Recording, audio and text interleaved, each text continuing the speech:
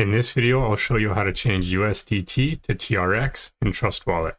If you find this helpful, don't forget to subscribe and like the video. First thing you're going to do is open up and log into your Trust Wallet app. Once you're in your account, you have a page that looks like this, and we're going to go right down here to the bottom of the screen and tap on this swap icon. From here, you're going to go to the From section, and you're going to tap on this arrow right next to whatever token is showing up. And right over here where it says BNB Smart Chain, you're going to tap on this arrow, and you're going to select whatever network your USDT is on.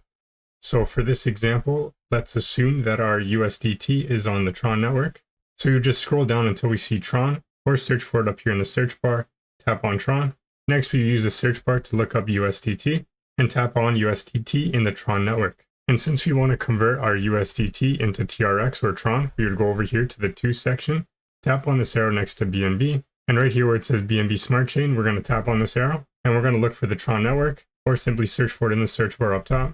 Tap on Tron. And now that we're in the Tron network, we're going to just look for TRX in the search bar and select TRX or Tron right here. Now we would just enter the amount of USDT that we want to convert into TRX.